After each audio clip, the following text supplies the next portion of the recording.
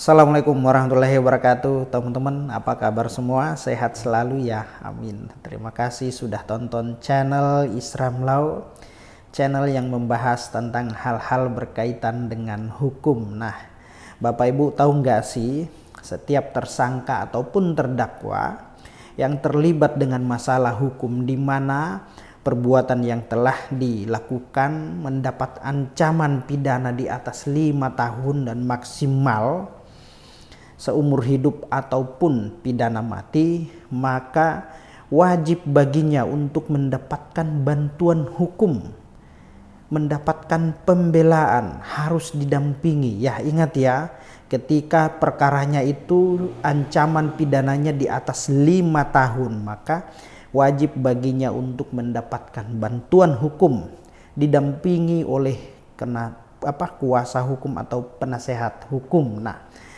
rangkaian pendampingan ini atau mendapatkan bantuan ini merupakan perwujudan dari prinsip-prinsip hak asasi manusia dan juga ya prinsip persamaan di hadapan hukum atau equality before the law, teman-teman ya.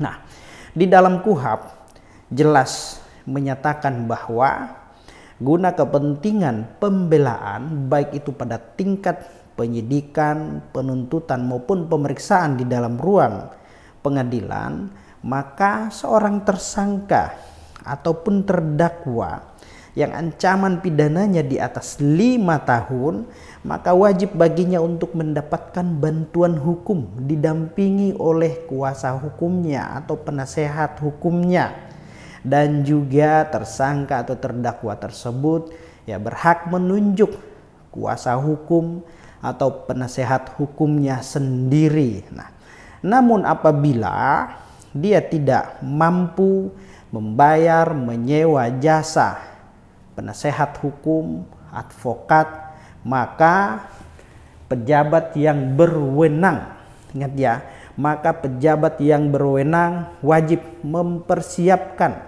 menunjuk kuasa hukum, advokat atau pendamping baginya ya, guna untuk proses pemeriksaan. Nah, itu ya teman-teman ya, Bapak Ibu ya.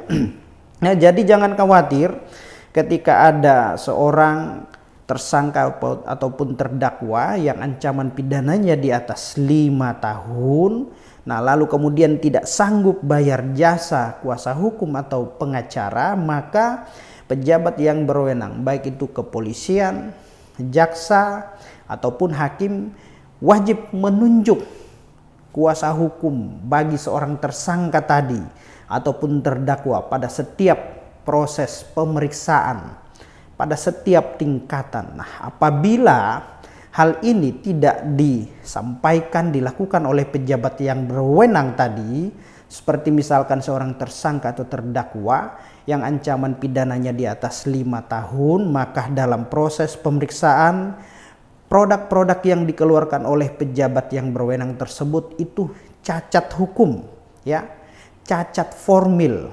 Nah, itu maka pemeriksaannya itu tidak sah nantinya ya.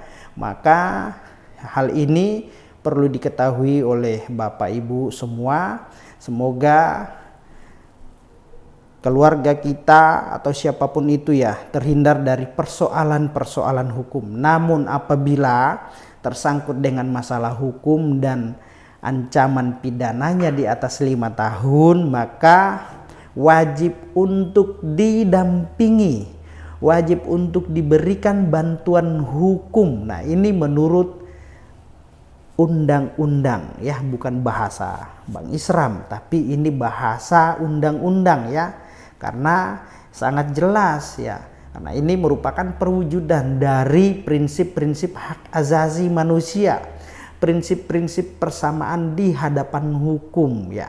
Itu ya, tidak ada lagi orang yang tidak mampu lalu kemudian karena tidak mampu tidak bisa bayar atau sewa pengacara, tidak seperti itu ya. Karena amanah undang-undang tentang bantuan hukum yaitu sudah dijelaskan ya. Ada yang namanya pos bakum, pos bantuan hukum di setiap pengadilan itu sudah menyediakan, menyiapkan orang yang tidak mampu, tidak sanggup membayar jasa pengacara, maka dia bisa menggunakan jasa yang ada di setiap pengadilan, ya. Ada yang namanya pos bantuan hukum, ya, pro bono, ya. Itu diberikan secara cuma-cuma, tidak pungut biaya, teman-teman, ya. Oke, mungkin itu yang dapat saya sampaikan. Semoga informasi ini bermanfaat untuk kita semua. Demikian, assalamualaikum warahmatullahi wabarakatuh.